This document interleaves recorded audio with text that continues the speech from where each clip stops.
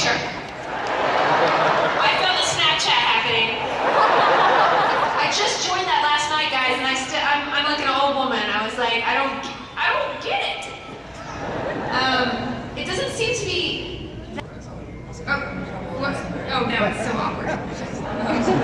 You're lovely. This is my strong suit. My name's Andy, and I'm a huge fan, obviously, but what I wanted to ask you about is, I recently just found out that my favorite comic series, and you will be colliding with Chew in an animated series, and I'm super stoked about it. You guys should be way more excited for this.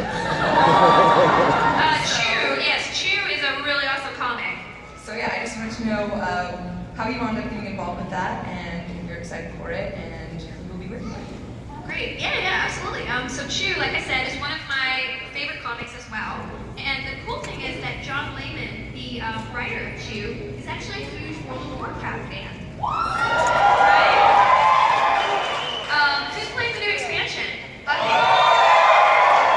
installed it. I have not gotten there. I was traumatized by pandas. I will not apologize.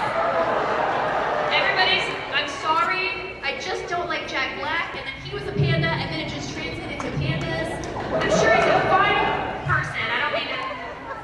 It's okay. Yes. Everyone's saying that the new expansion is like everything about WoW that is awesome, and I'm excited to get back into it. So, what was your question? Oh, Chew. This is gonna happen the whole time, guys. This is why I try to do crossword puzzles, because I feel like I have short-term memory loss. And then I'm like, well, you better do those crosswords. And I was like, you should learn Snapchat instead, because that's an old person thing to do. Felicia. At 9:30 p.m. Anyway, Chew.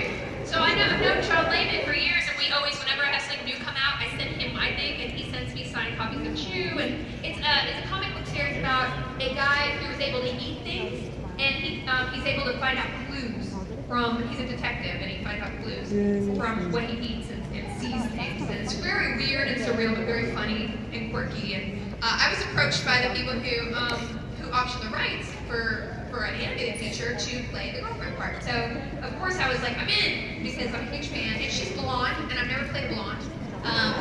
So I really wanted to expand my wheelhouse as an actress, stretch my wings into new roles, and get known for other things. So anyway, I don't know when that's going to be out. I do not have that information, but follow my Twitter, and I will be sure to blast it out to everybody. So thank you very much. Thank you. Yes, I mean, you trust him implicitly. Yes. Tell us something about your relationship, personal or professional. Tell us about something about our relationship. He really gets uncomfortable when I talk about poop. He's a classy guy, and he has issues with dirty language like that. Not dirty as in swearing, but like poop language. And so I go out of my way to mention things about poop around him to make him uncomfortable. And that's really where we really unite with each other. I've known Joss for actually over 10 years now, which is crazy because Buffy is over 10 years. And the funny part is my hair is now the length that it was when I played Vi on Buffy. So more people recognize me now than they did from Buffy because my head is similar to the way it was. So it's pretty funny. He's one of the most inspiring people I know. I actually have a whole chapter about Dr. Horrible in my book that's going to come out in August.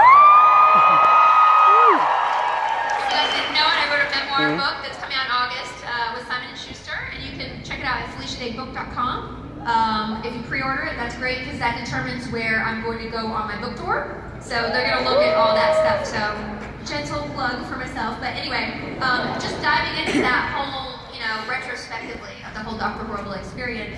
I didn't really realize until I started digging in how formative it was for me as an artist, and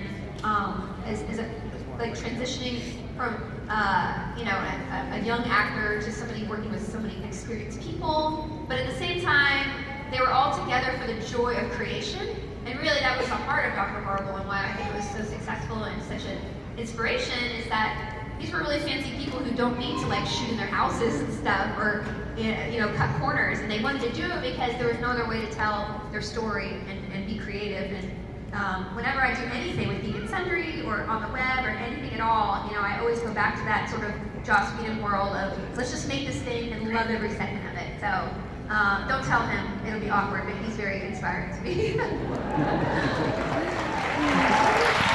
Megan, and my question is, how is it portraying a lesbian on a show dominated by guys? Well, I don't think it's any different portraying a lesbian than it would be a non-lesbian on it. Although I don't have to make out with guys. I guess that would be the difference. I mean, I made out with a girl a little bit, which was fine. It was the first time I ever kissed a girl. I think there's a song. Titled that. It was no different than girls. It was a little soft. Guys, it was a little softer and no stubble. Thank goodness. She was not a stubbly lady. And I was like, you should have done this in college when you were crazy. But to me, there's no difference. It's just, you know, if you're attracted to somebody, you're attracted to them. And I love the fact that Charlie isn't a character that's sort of forced to represent, you know, a gay girl. And that's not her. It's not her role. She is a human being. She has fears. She has hopes. She has passions. And it just happens to be that she is attracted to somebody other than what is normal, quote unquote, mainstream. You know. So I think, you know, the fact that we have characters like that, making it just seem this is just a person and this is how they are. I think that that's again why we have art, because the more that you just represent something as natural and you know, nothing to be pointed out in a way, that's how we change our minds about things. And I think it really is a testament to the writing of Robbie Thompson. Because he's an amazing writer, guys, and he writes all the Charlie episodes randomly. And the cool thing about it is that he really represents Charlie as a geek and a lesbian and a girl who has everything, but that's not all she is. She's just a human being that you can feel sorry for or love or hate or want to kick in the face like Dark Charlie. So I think it's cool. It's cool. And the guys are really fun to work with. Like, they're really funny. There's a lot of fart jokes on set. Compared to like on Buffy, because Josh would be like, oh, fart.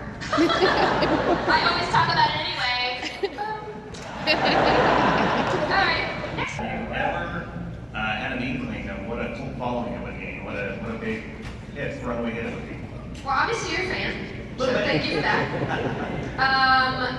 Yeah, I had no idea. No, we had no idea. Like, listen, can anybody name a web series right now, this year, or last year, that's as big a phenomenon as Dr. Horrible was 5 years ago? Red vs. Blue is awesome, but it isn't new. Like, Red vs. Blue is when I started the Guild, even before, like, I think 2006. Those guys are amazing, but, like, there hasn't been a phenomenon on the web like Dr. Horrible. Star Wars continues? Okay, so there's some. So there's not like...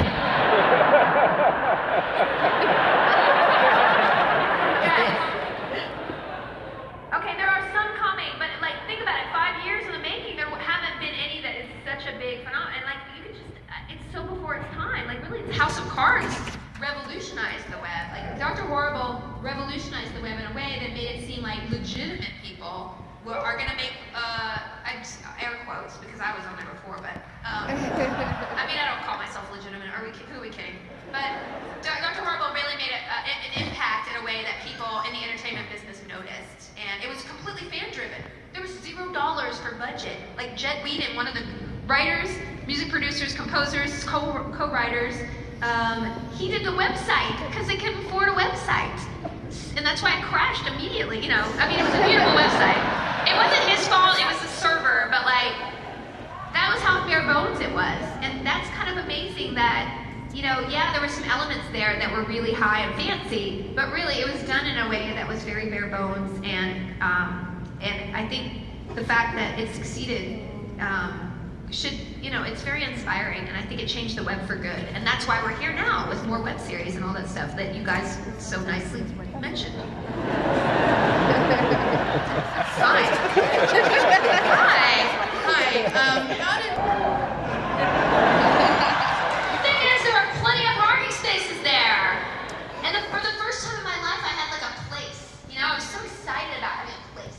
And jerk, he parks in my parking spot every time there's an editing session. I think he's mad, like, I don't come into editing sessions. I don't think so. He's being a big brother jerk. I mean, that's really where it comes down to. I don't get back at him, but sometimes when I'm giving edit notes, I'm like, Will looks really smug here. Like sometimes, but it's like he doesn't really look smug. It's just like I'm ribbing him. I don't think he's actually noticed. So I'm like begging for attention and notes that he probably doesn't read, and I don't know how to get back. Do you have any suggestions? I heard recently there's a company that will send him an envelope of glitter. Her face.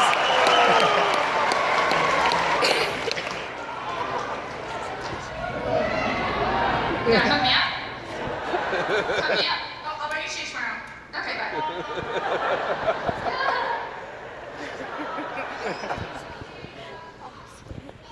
What? For everything you've done as an inspiration and role model for female gamers. Oh, thank you. My next question is, when you did come out and talk about Gamergate, were you scared of the backlash? Yeah, I think that this is not something I want to talk a lot about because somebody on the internet will clip it and then it's that. I hate to say this, but I talk about it in my book. But I was actually talking to a girl at my table now, and we were actually talking about the advantages and disadvantages of being homeschooled. You know, there are certain experiences that we don't have in common with each other people, like prom or, you know, to do tests. I mean, I really never took tests, and then I'm like in college, I'm like, oh, good, I'm being graded. That was startling. And so there are certain things that you don't relate with other people on a certain level. Like I could never write a high school story, to be honest with you, because I don't have that experience that everybody knows, and like I write the guild because I know gamers so well. We know each other, hopefully, in a lot of ways. Like, and I could write about that all day. But high school, I don't know how other people were in high school. I have no idea. I just watched. It could be 90210. That's the only experience.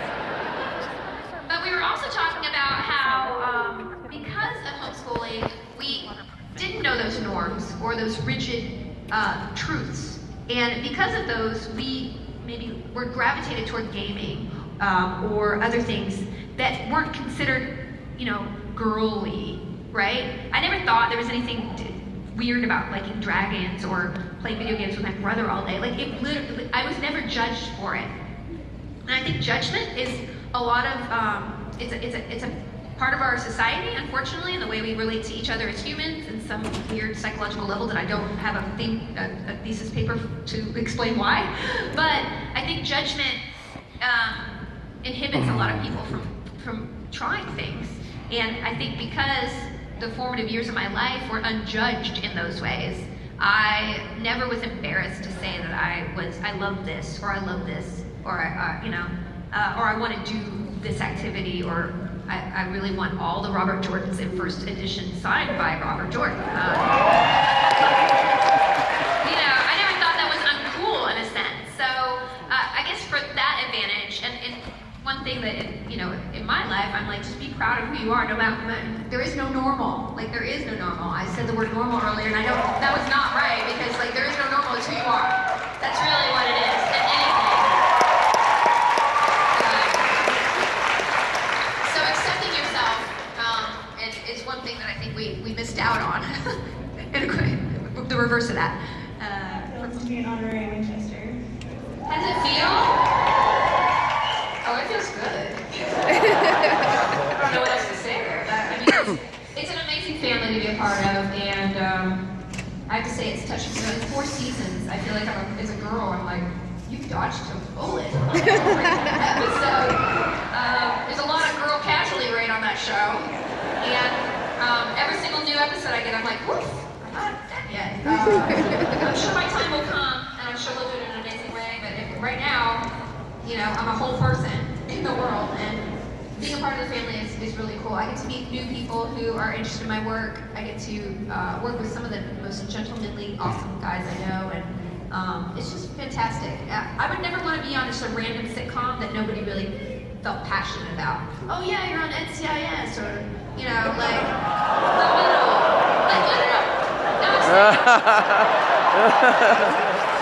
it's a good show, but it's not like people are rabid. Like, are you rabid for NCIS? All right.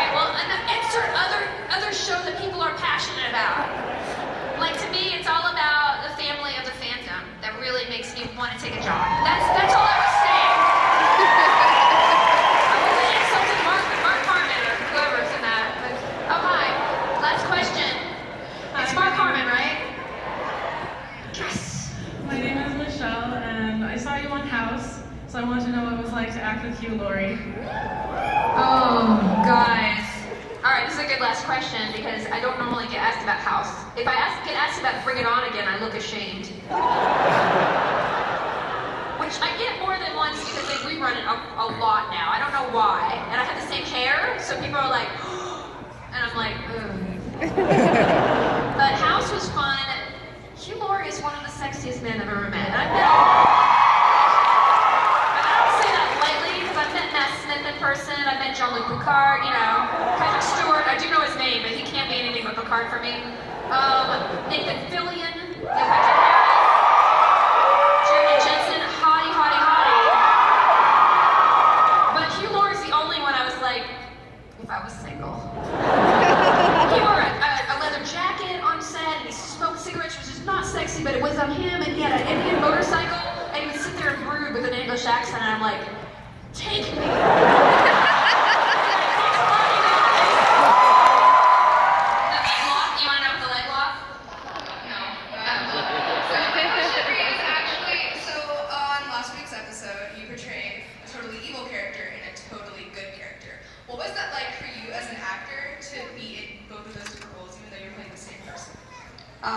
It was nerve-wracking. When I was going to say something, but then I was like, there might be children involved here. It was puckering in my face area. When I first read the script, I was like, oh God, what? And I panicked, of course. My natural reaction to anything is panic, and that's why you don't want to ever drive with me. And then when I got that under control, I was like, oh boy, this is great. I get to be bad. I get to not care what people think of me. I get to not, back down and give the limelight to somebody else. I can just be as bad as I want. And it was so empowering because I'd never done something like that before. People see me as a nice person, hopefully, and then I play a lot of nice people. But being evil was so fun, guys. I got to drive baby, and I was like, I rented one of those Dodge Chargers last time I visited my parents in Austin, and I kind of wanted to buy one, and I was just like, this is a rental car. I don't care. So it was really cool. As an actor, it was a great challenge, and I wanted to make sure that good Charlie and bad Charlie and normal Charlie were all three different people.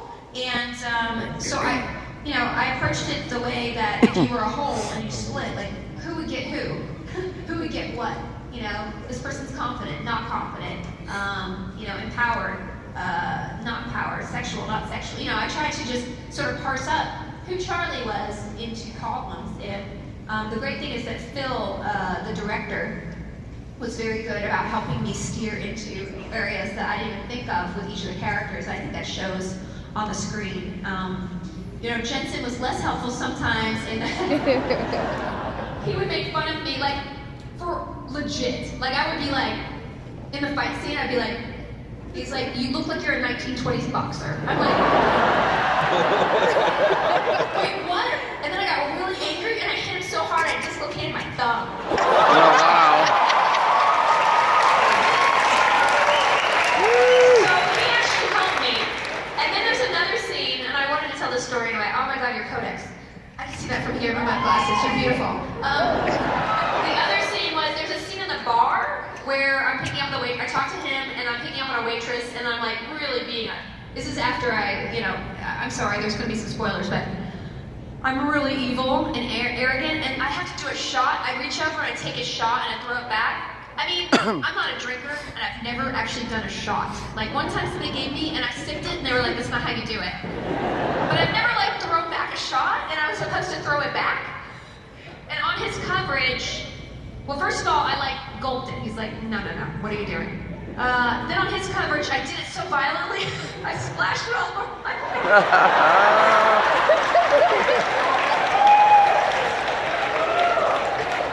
And there's it's like a Coke mixture. There's Coke dripping down my face onto my leather, and I'm still trying to look. And he's looking at me, and I've never seen him break. And he's so professional and awesome. He knows that character. You can do anything because Jared is always trying to make you break up. So he can't break. He will not break. And I saw ever so slight. It was